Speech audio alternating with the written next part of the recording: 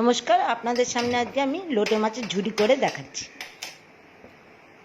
লোটে মাছ নুন মাখানো আছে, পেঁয়াজ কুচি, আদা রসুন পেস্ট, 2-4টে কাঁচা লঙ্কা, এদিকে হলুদ গুঁড়ো, নুন, লঙ্কা গুঁড়ো, ব্যাস এটা হলেই রান্না কমপ্লিট হয়ে যাবে। খুব সাধারণ রান্না, খুব সহজে হয়ে যাবে। সর্ষের তেল ঢাললাম, তেল একটু বেশি পরিমাণে লাগবে, লোটে মাছ তো। তেলটা গরম হোক।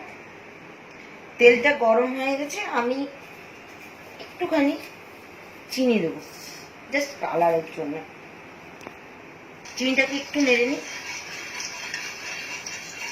আর তেলটা গরম হয়ে চিনিটা গলে গেছে, এবার আমি পেঁয়াজ কুচোগুলো কাঁচা লঙ্কাটা সাথে ছেড়ে দেবো, একটু নেড়ে চেড়ে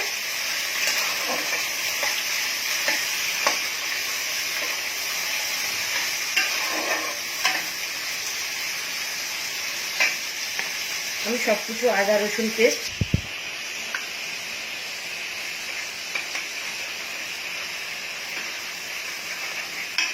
নুন পরিমাণ মতো, মাছে কিন্তু নুন মাখানো আছে,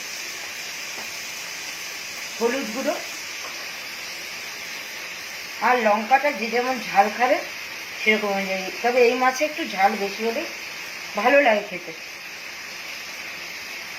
মশলাটা এবার কষাতে থাকবো, বেশিক্ষণ কষাবো না, কারণ এতেই আমার মাছটাও হয়ে যাবে, কারণ মাছটাও আমি এই মশলার সঙ্গে কষাবো একই সাথে।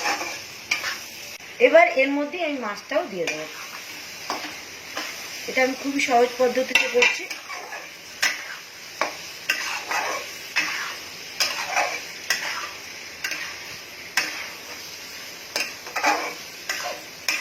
এবার একটু ঢেকে দেবো।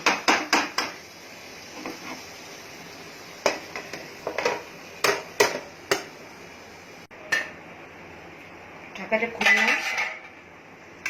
অনেকটাই জল বেরিয়েছে, এবার ধীরে ধীরে এই জলেই মাছটা হয়ে যাবে ঝুড়ো ঝুড়ো। আমরা অপেক্ষা করবো ততক্ষণ। এবার আর ঢাকা দেওয়ার দরকার নেই, এমনিই হয়ে যাবে। আজ বাড়িয়ে দিলে এর মধ্যে নুন চিনিটা একটু চেক করে নিলে ভালো হয়, নুন চিনি ঠিক হয়েছে কিনা বা ঝালটা কতটা আরো লাগবে সেই অনুযায়ী ঝাল দিয়ে দিতে হবে। এবার ধীরে ধীরে ও হতে থাকবে, আমরা একটু ওয়েট করি। একটা আমি টমেটোকে কেটে এর মধ্যে দিয়ে দেবো, খুব কুচি করার দরকার নেই।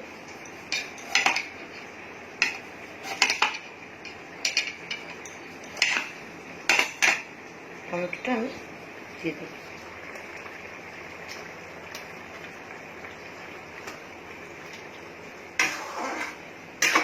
ঢাকা দেওয়ার দরকার নেই, অনেক জল বেরিয়েছে, এতেই এই মাছটা ধীরে ধীরে সিদ্ধ হয়ে যাবে। আমি কড়াটা গ্যাস থেকে ইন্ডাকশনে নিয়ে চলে এসেছি, কারণ কড়াতে আমার গ্যাসে অনেকটা টাইম লাগছিল জলটা শুকাতে।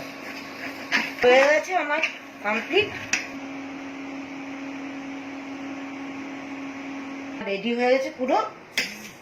এবার আমি একটুখানি, কিছু তো সাজানো নেই, যাই হোক একটু কমে আমি জিনিসটাকে যাতে দেখতে সুন্দর লাগে, আমি একটুখানি কয়েকটা কাঁচা লঙ্কাকে ওপরে দিয়ে দিলাম,